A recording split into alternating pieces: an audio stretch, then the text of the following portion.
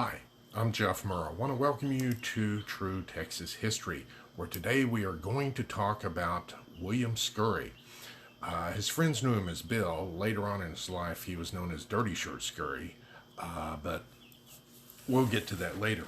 I decided to go ahead and do this today because today, March the 26th, is the anniversary of, on the internet, a lot of times they refer to it as the Battle of Glorieta Pass. Actually, the Battle of Glorieta Pass occurs 2 days from now on March 28th. This was part of the Glorieta Pass campaign, and technically it would have been the Battle of Apache Canyon because it was a series of engagements along the canyons. But anyways, let's get back to Bill Scurry.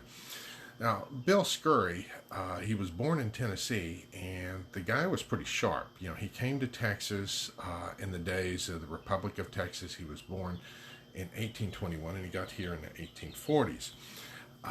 And as a young man, he showed a lot of promise, and he was a very good speaker.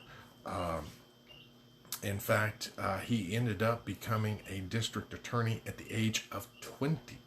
And at the age of 21 was serving in the Texas Congress. Now, how many 20 or 21-year-olds do you know now that you would trust with the laws of your nation? Not many.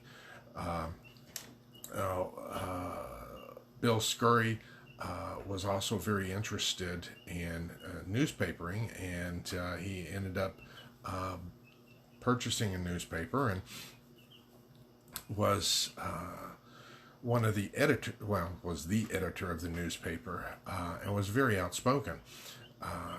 And in fact, his outspokenness and his ability to express himself earned him the name of the Demosthenes of the Republic, or the Demosthenes of Texas. Those of you who aren't familiar with classical literature, Demosthenes is known as one of the premier Greek orators back in the days of classical Greece.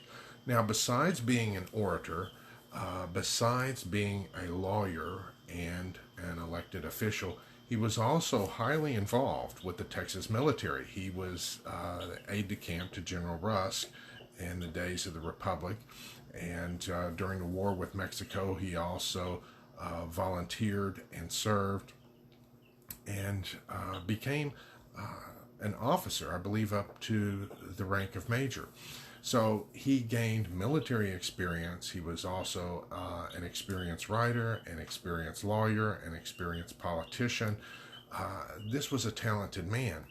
Now, in the days leading up to the war between the states, it was often his newspaper, which was the premier newspaper. It was a conservative one back in those days in Austin. And of course, his articles oftentimes countered Governor Houston. So, Governor Houston would take positions against secession, and then Scurry and his newspapers would take the opposing viewpoint. And this went on for quite a while. So Houston was up against quite an opponent in William Scurry and his editorials. No surprise that when the secession convention came around, William Scurry was there. William Scurry, of course, voted in favor of secession. Now, when the war came, because he had military experience, he ended up being asked to serve as a general, which he went ahead and did. He showed good leadership skills in the New Mexico campaign, although the overall leadership of the campaign had a few faults, and it was not totally successful, but in some of the battles, Scurry did distinguish himself quite well. Not only did he distinguish himself there, he distinguished himself in conducting the land campaign at the Battle of Galveston, and later on, at the battle of some of the battles in Louisiana. He ended up dying at the, let's see, what battle was that? at the Battle of Mansfield and Pleasant Hill, he showed himself very well. Now, he ended up being mortally wounded at the Battle of Jenkins Ferry. Now, it was interesting, because this says something about the man. It's one thing to look at how he lived, but also how he died is important. And in the case of William Scurry, he was wounded there on the battlefield, and he refused to let the soldiers take him back. And he wanted them to essentially reform and charge again, and he let them know that. The men went ahead and reformed and charged on the battlefield. It was over 2 hours before they got back to the place on the battlefield where the general lay. And the general, at that point, he asked, "Have we whipped them yet?"